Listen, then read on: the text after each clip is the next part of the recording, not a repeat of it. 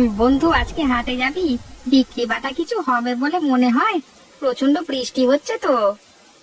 আরে লকাই, হয়তো মানুষজন কম বেরুবে, কিন্তু বিশাল পরিমাণে একটা লাভ করতে পারবো আমরা, বুঝলি? সেটা কিভাবে হতে পারে? চাইলেই তো আর বিশাল পরিমাণে লাভ করা যায় না। এবার চাইলেই প্রচুর পরিমাণে লাভ করতে পারবো আমরা। কালকের সংবাদপত্র পড়েছিস? হ্যাঁ, পড়েছি তো। সংবাদপত্রে আবার কি লাভ করবার উপায় লেখা আছে নাকি? ধুর, তুই যে এত বোকা, কি বলবো। আমি আবার কি করলাম? আরে পাগলা, কালকে সংবাদপত্রে দিয়েছিল টানা 2 মাস এভাবেই বৃষ্টি চলবে, আর এই বৃষ্টি থেকেই আমরা লাভবান হব। বৃষ্টি থেকে আবার কিভাবে লাভবান হব? যেটা বলছি শোন, বেশি প্রশ্ন করতে যাস না। এখন 2 মাস টানা বৃষ্টি হবে। এই বৃষ্টির সুযোগ নিয়ে আমরা হাটে জিনিসপত্র চড়া দামে বিক্রি করব। তাতে তোর লাভ হবে আর আমারও লাভ হবে। ও, এটার জন্য বলছিস? এবার বুঝতে পারলাম। মাথার ভেতরে গোবর পোড়া থাকলে যা হয়।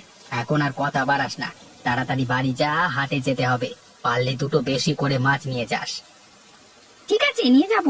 এখন তাহলে আসি, কেমন?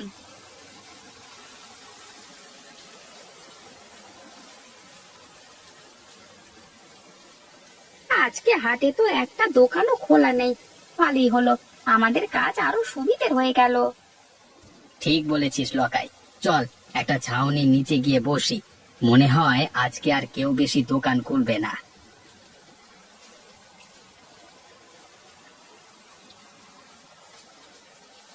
ওই তো, ওই তো একটা লোক এদিকে আসছে বলে মনে হচ্ছে।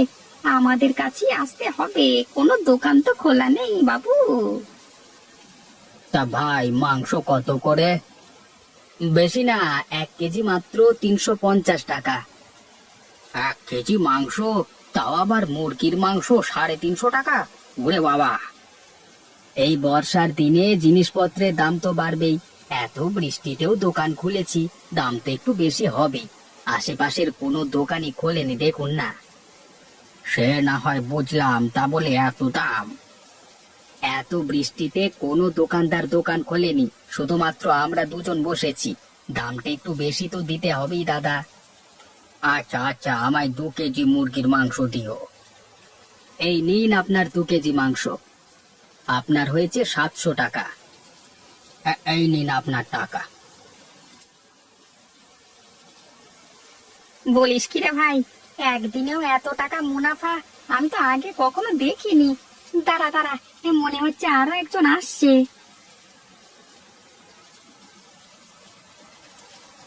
লকাই, মাছ কত করে দিচ্ছিস রে? লক্ষণদা, বেশি না, 1 কেজি মাত্র 250 টাকা। 1 কেজি মাছ 250 টাকা? তোরা কি পেয়েছিস বলতো? লক্ষণদা, এই বর্ষার দিনে এত কষ্ট করে মাছ ধরতে হয় পুকুর থেকে, দাম তো একটু বেশি দিতে হবেই। 1 কেজি মাছ নাও আর 250 টাকা দাও। আচ্ছা, কি আর করা যাবে, আমাকে 3 কেজি দে। এই নাও তোমার 3 কেজি মাছ। তোমার হয়েছে 750 টাকা। তোরা তো দিনে দুপুরে ডাকাতি করে নিলি রে। এই নে, ধর তোর টাকা। কি বন্ধু, আমার বুদ্ধিটা কেমন কাজে দিল তো? এটা আবার বলে দিতে হবে নাকি? জবরদস্ত তোর বুদ্ধি। এত বুদ্ধি তুই রাখিস কোথায়? আমার বাড়ির আলমারিতে রে।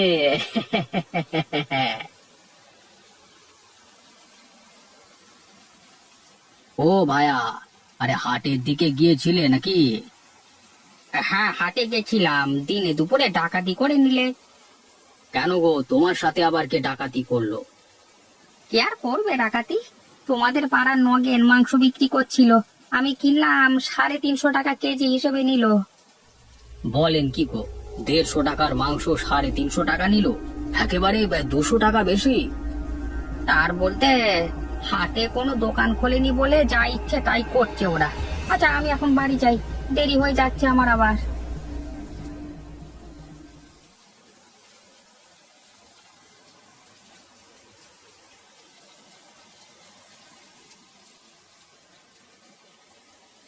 কিরে অশোক, এখানে একা একা বসে আছিস যে? হ্যাঁ লক্ষণ দা, বসে বসে বৃষ্টি দেখছি। বাড়িতে তো আর মন ঠিক ছিল না, তাই চলে এলাম। তা তুমি কোথায় গিয়েছিলে? এই হাটে গিয়েছিলাম হাট করতে। তা হাটের কি অবস্থা গো লক্ষণদা, দোকান খুলেছে? হ্যাঁ, দুইটি মাত্র দোকান খোলা আছে, নগেনের মাংসের দোকান আর লকায়ের মাছের দোকান। লক্ষণদা, তুমি কি নিলে, মাছ না মাংস? আর বলিস না রে ভাই, আমি 3 কেজি মাছ নিলাম, তাও কত দামি জানিস? 1 কেজি মাত্র 250 টাকা হিসেবে, বাবারে বাবা। বাপ রে বাপ, সুযোগের সৎ ব্যবহার করে নিচ্ছে ওরা দুজন, বুঝলে তো? যা বলেছিস, 150 টাকা কেজি মাছটা বিক্রি করছে 250 টাকা কেজিতে, ভাবা যায়? এত দামে বিক্রি করবে ওরা, এটা ভাবা যায় না। এই তো একটা বুদ্ধি মাথায় আসছে বলে মনে হচ্ছে, এই সুযোগটাকে হাতছাড়া করলে হবে না। ওই ইংরেজিতে কি যেন বলে, একটু বিজনেস করা যাক।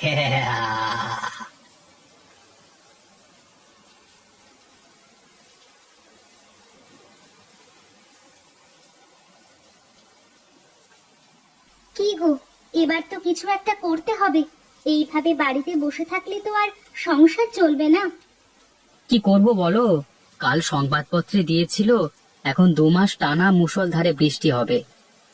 আমাদের পুকুর থেকে মাছ ধরে হাটে নিয়ে যাও না গো একবার, বিক্রি করলে তবু সংসারটা চলবে। এই বৃষ্টিতে মাছ না হয় নাই ধরলাম, কিন্তু কিনবে কে? যা বৃষ্টি হচ্ছে তাতে লোকজন বাড়ি থেকে বেরোবে বলে তো মনে হয় না। তুমি অত চিন্তা করো না, বিধাতা ঠিক একটা না একটা উপায় বের করে দেবে। এইভাবে মুষলধারে বৃষ্টি চলতে থাকলে কিছুদিনের মধ্যেই বন্যা হয়ে যাবে, তখন সংসার চালানো আরো মুশকিল হয়ে যাবে। আরে অশোক দা যে, তা কি মনে করে আমার বাড়িতে? কেন রে নিতাই, আমি কি এমনি এমনি আসতে পারি না? আরে অশোক দা, তুমি খারাপ ভাবছো কেন? আমি ওটা বলতে চাইনি। আমি বলছি বৃষ্টি মাথায় নিয়ে আমার বাড়িতে এসেছো, নিশ্চয়ই কিছু তো দরকার আছে। দরকারটা কি সেটা বলো। তোর যে ওই ছোট পুকুরটা আছে, ওটা আমি 2 মাসের জন্য কিনতে চাই। আমি 10,000 টাকা তোকে দেব, রাজি থাকলে বল। তুমি 2 মাসের জন্য পুকুরটি নিয়ে কি করবে? নিতাই, আমি তোকে টাকা দিচ্ছি, পুকুরটা 2 মাসের জন্য কিনবো। কি করব সেটা তো আমি তোকে বলতে পারবো না। তাহলে কি করে দিই আমি? কেন দেবে না? তোমার 10,000 টাকা দেবে। আর করলে কি করবে? নয় মাছ ধরবে। আমাদের পুকুরের মাছের যা দাম হবে তার থেকে অনেক বেশি টাকা দিচ্ছে অশোকদা তোমায়। আচ্ছা, তাহলে 2 মাসের জন্য আমি আমার পুকুরটাকে তোমায় বিক্রি করে দিলাম। এই নে ধর তোর 10,000 টাকা। বলেছিলাম না, বিধাতা ঠিক একটা না একটা উপায় দেখিয়ে দেবে। দেখো, 2 মাসের ব্যবস্থা কেমন হয়ে গেল কিছু না করেই। আমার মনে একটা খটকা লাগছে, অশোক অতগুলো টাকা দিয়ে গেল, এর পেছনে কি মতলব এঁটেছে কে জানে। তোমাকে কতগুলো টাকা দিয়ে গেছে, এটা তো খুশির খবর। এবার পুকুর নিয়ে ও যা পারে করুক। না গো গিন্নি, ও মহা ধরিবাজ লোক, তাই ভাবতে বাধ্য হচ্ছি। অত শত ভাবতে হবে না তোমায়, যা পেয়েছো তা নিয়েই খুশি থাকো। বল লকাই, আমার পরিকল্পনাতে কেমন ব্যবসা করছিস? একদম ফাটাফাটি। এরকম চলতে থাকলে আমরা কিছুদিনের মধ্যেই অনেক ধনী হয়ে যাব। নগেন, লকাই, তোদের সাথে একটু জরুরি কথা আছে। হ্যাঁ বলো না, কি কথা? নগেন, আমি তোর পোল্ট্রি ফার্মটা 2 মাসের জন্য কিনতে চাই, আর তার জন্য আমি তোকে 10,000 টাকা দেব। না না, 10,000 টাকায় আমি মোটেই দেব না, আমার 20,000 টাকা দিতে হবে, তবেই বিক্রি করব। আচ্ছা তাই হবে, তোকে 20,000 টাকাই দেব। আর লকাই, তোর পুকুরটিকেও আমি কিনে নেব 2 মাসের জন্য, তারপর তোর পুকুর আবার তোর হয়ে যাবে। আচ্ছা, কত টাকা দেবে বলো? তোর পুকুরটার জন্য আমি 20,000 টাকা দেব। আমি রাজি আছি। এই 2 মাসের জন্য আমার পুকুরটি তোমার হয়ে গেল। এই নে, এতে 40,000 টাকা আছে, দুজনে ভাগ করে নিস।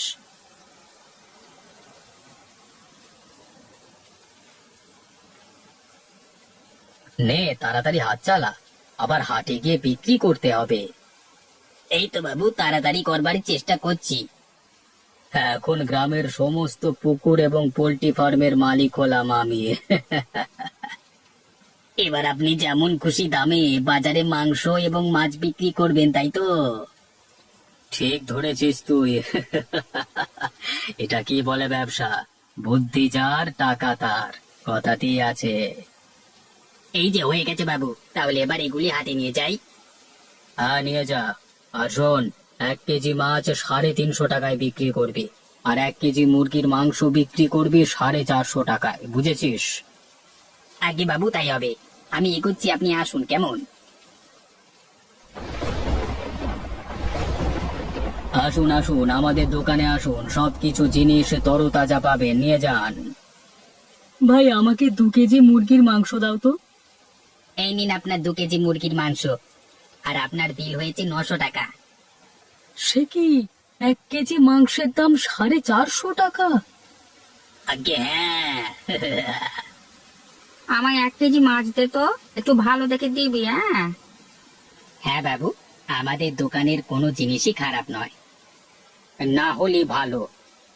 এই নিন বাবু আপনার 1 কেজি মাছ, আপনি আমাকে 350 টাকা দেন। বলেন কি মশাই, 1 কেজি 350 টাকা? হ্যাঁ বাবু, ওই দামই দিতে হবে। এদেরকে একদম বিশ্বাস করবেন না, একেবারে দড়িবাজ লোক। আমাদের সবার থেকে পুকুর কিনে চড়া দামে মাছ বিক্রি করছে, আবার মাংসের ক্ষেত্রেও একই কাজ করেছে। তুমি আমায় দড়িবাজ বলছো, কিন্তু যখন তুমি চড়া দামে বিক্রি করতে তখন সেটা দোষ নয়। হ্যাঁ অশোকদা, আমি আমার ভুল বুঝতে পেরেছি। আমি তোমাদের দেখাতে চেয়েছিলাম, একজন বেশি মুনাফা করতে চাইলে বাজারে কম্পিটিশন বেড়ে যায়, জিনিসপত্রের মূল্য বেড়ে যায়, ভারসাম্য হারিয়ে যায়। এটা তো আমরা ভেবে দেখিনি। আজকে অশোকদা আমাদের চোখ খুলে দিয়েছে, আর এই ভুল হবে না। সবাই অশোককে খারাপ ভাবতো, কিন্তু আজকে উনি সবার জন্য এত বড় কাজ করলেন, নিজের লোকসান করে। লোকসান তো হয়নি, এই নাও তোমার সব টাকা, আমি ফিরিয়ে দিচ্ছি।